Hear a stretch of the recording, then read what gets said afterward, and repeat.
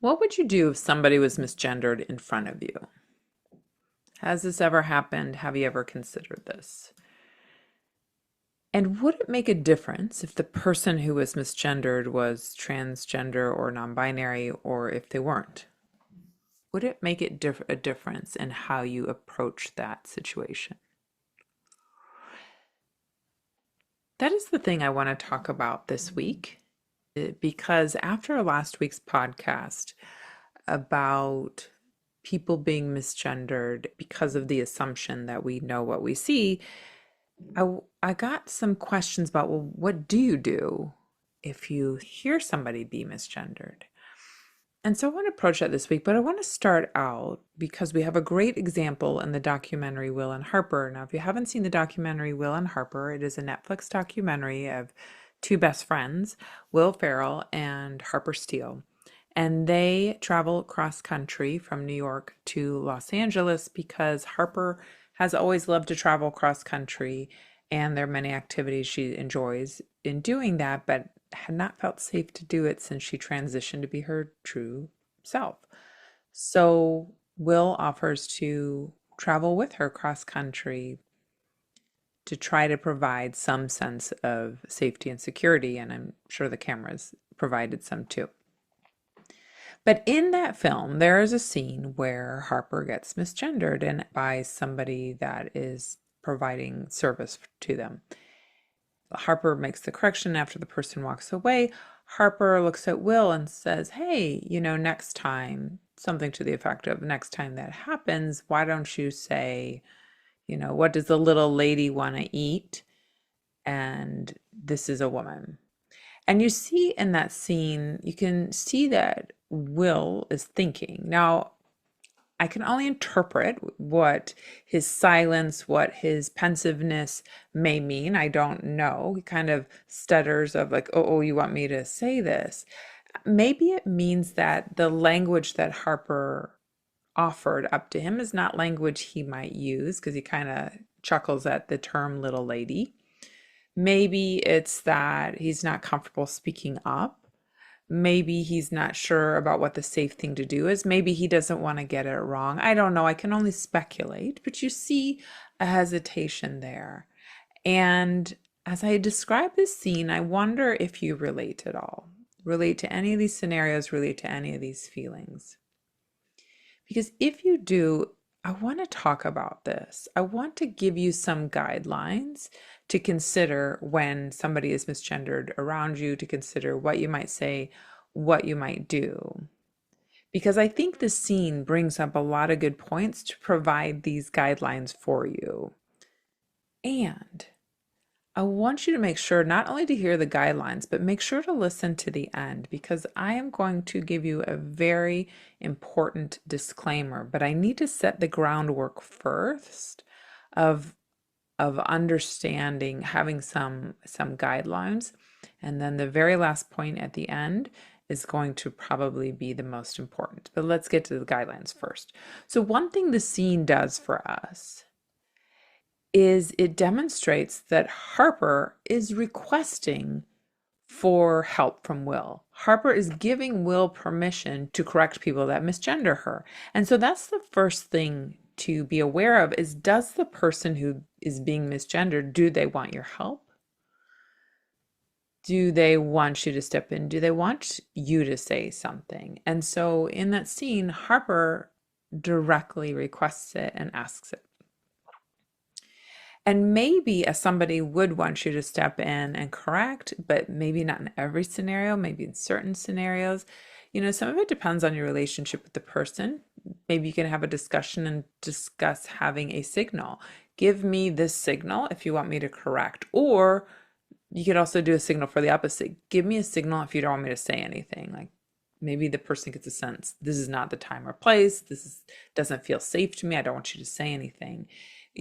Whatever, but have a discussion where you decide on whether or not they want correction, on whether or not you want a signal to say go ahead, or whether you signal say go ahead unless they give you the signal and don't do it.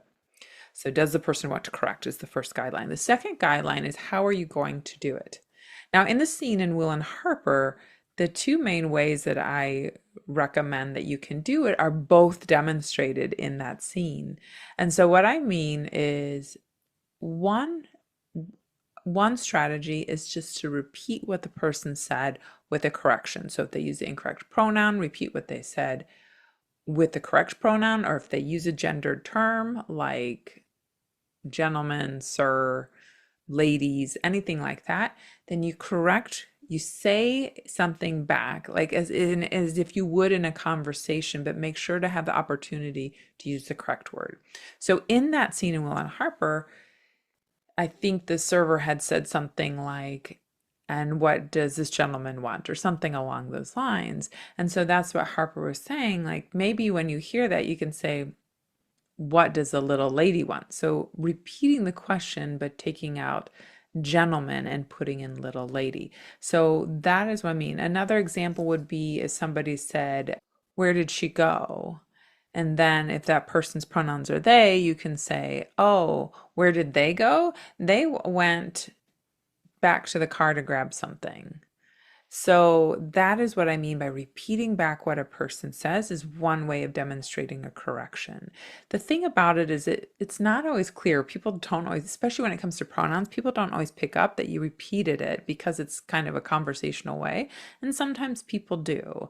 The good or bad thing, depending how you look at it or what you're hoping to get out of the interaction, is they don't have to acknowledge that they did hear the correction, that they did notice it. The other way, the other strategy is to directly correct them, which Harper actually does that too, because what she says is you can say, oh, what does the little lady want? This is a woman. And so that second part, this is a woman, is that gentle correction. So if somebody says, in that other example that I gave of using the incorrect pronouns and them saying she and the person's pronouns are they, if you're going to directly say something, you can say, oh, that person is non-binary and their pronouns are they, them. So where did they go? They went, I just combined them too. So that's more the direct. You said this, and this is actually what the truth is, and this is the actual term you would use.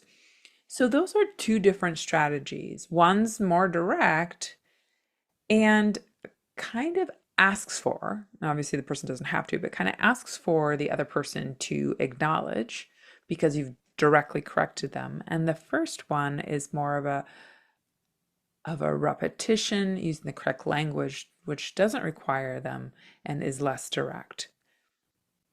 So those are two options of how to do it. I'm sure there are many others. Please feel free to write in and share them with me. But those are the two main ones that I often use and hear. So after you figure out, does the person want you to speak up, how you're going to do it, and that is something that if when you have that conversation with somebody and they say, yes, I want you to correct for me the way Harper did, is finding out, what do you think if, how do you feel if I say this? Getting some idea of what feels in alignment with them, what feels good or not. But the third thing to consider is the tone. Now, the tone that Harper demonstrates when she makes the request of Will is a very matter-of-fact tone. It happens to be the tone I tend to use, just to be matter-of-fact. Like, it's not a big deal. It's not a judgment on the person that made a mistake. It's just a fact. You said this, that's not that person's gender. This is a person's gender, just very matter-of-fact. Oh, what does she want? Is very matter-of-fact. Or the way that the direct correction is, no, she's not a gentleman, she's a woman. So that is a matter-of-fact way. It tends to be the way I do. The benefit of being matter-of-fact is it keeps things neutral. It does not demonstrate any sort of judgment. The downfall of it is it's not as pronounced. So will people pick up on it? Will people pick up on the importance of correcting their language? Maybe yes, maybe no. It depends on the person, but we can't control how the other person takes it in. But that is the advantage and disadvantage of being matter of fact. There are lots of tones people can have, but the two other really common tones, one is indignant, when people are like, what is wrong with you? That is not a man, that is a woman. That kind of tone, The benefit is that it makes it very memorable. It is very clear that they got it wrong.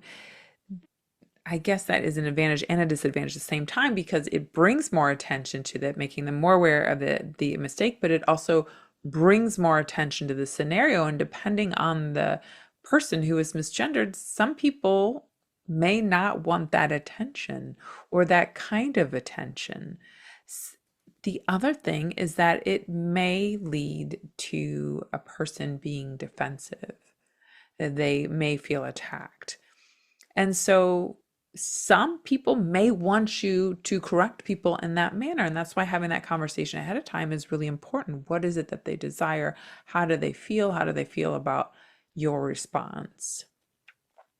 And then the other tone, besides matter of fact and indignant, is apologetic and almost over apologetic.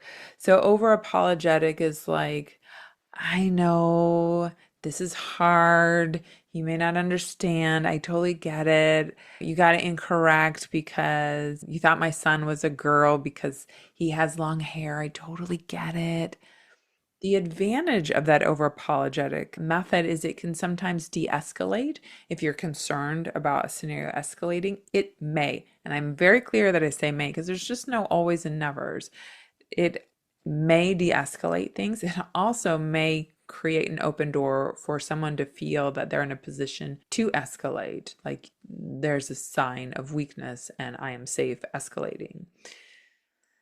They're not always in nevers, but in general, the advantage is that it can create a de-escalation at times. But the other issue with having the over-apologetic approach is that it puts the person's feelings who made the mistake ahead of the person who was misgendered. And so I bring this up because sometimes people may not start off as apologetic. They may start off as matter of fact. Maybe they even start off as indignant, but more likely matter of fact. And then when the person who made the mistake responds, if they demonstrate any sort of remorse or shame or guilt or whatever, then people can tend to go into an over apologetic stance. And I've been guilty of this myself, trying to just move past the situation and have it end. But again, the problem is that sometimes demonstrates that you're putting that person's feelings, the person that made the mistake, over the person that was misgendered. So all things to consider. I don't think there's a right way and a wrong way. And let me rephrase that. I don't think that there's one way to have a tone. I think it depends on the person that you are correcting for and what is it that they desire, as well as who are you, like what is natural for you, but most importantly is what the person that is asking you to help with corrections, what is the tone that they most desire? What feels best and safest to them? The last point that I want to make as you think about correcting is, where is your focus? So when you think about correcting somebody, where is your focus? Is your focus on the person that made the mistake? If it is, it's going to sound like, idiot, what's wrong with them? Why would they say something like that? You're focused on them and what they did and what they did wrong. Or is your focus on yourself? I have to get this right. I have to help. I have to let them see that I'm on their side, right? That focus is I'm going to correct for my sake. And then the final focus is the person that got misgendered. And so what that may sound or look like is, I want to help my friend. I want to support this person I care about. I know that this person doesn't always want to correct. I want to take some of the weight off, some of the pressure off of doing every single correction. It's like they have expressed to me this is what they need, and I want to be that person for them. So it's the focus on what the person misgendered needs. So just to review real quickly, when you think about making corrections, it is, does the person want you to correct? How do they want you to correct it? What tone is best for the correction? And where is your focus when you do the correction? But here's the most important part that I want to share with you. You may not always get it right. Now, everything I gave to you is under the assumption that you have the chance to have a conversation ahead of time. But sometimes you won't. And if you don't have a conversation ahead of time, maybe you say nothing. And maybe the person's grateful you said nothing, and maybe a person's really unhappy that you didn't say anything. Or maybe you do say something and you think, well, we haven't discussed this, but this is what feels right to me because my focus is on them. I want them to feel supported. I don't want them to feel like they always have to do this. And maybe you go for the correction in a way that you think is best. And somebody's really, really grateful that somebody's speaking up for them. And somebody else is really angry of like, why do you think you need to speak up for me? I bring these contradictions in because all of them can be true. There is not one way. And I think that's when something's new to us, we want it to be very black and white. We want it to just tell me what the thing is to do. But that doesn't exist. And that's my disclaimer. What it leads to is knowing that your intentions are good. That doesn't mean the other person has to know your intentions are good. It's you knowing your intentions are good. You knowing that the purpose is for the other person. Because when the purpose is for the other person to support them, then if they get upset at the decision you made, then the focus stays on them. Well, of course they're upset. Of course they're upset because they don't feel supported. Of course they're upset because they think I tried to swoop in and I know better than they do. Let me listen so I can understand and know next time. Because when the focus is on us, then we get defensive. Well, I was just trying to help, or I didn't know what to say, or whatever decision we make, we get defensive to defend that situation, but that prevents us from hearing what they have to say. It prevents us from hearing what that person we care about wants, desires, what they think, what their experience is. And if our goal is to help in that experience, we need to hear that. We need to be able to hear that and understand to the best of our ability and adjust. And so the other thing I would say, if you don't have a chance to discuss it ahead of time, is whatever you do decide, whether you say nothing or whether you decide to say something, it is worth having a conversation with that person later. Many times we're so worried, did we do the wrong thing? Were they grateful we spoke up? Or were they grateful we said nothing?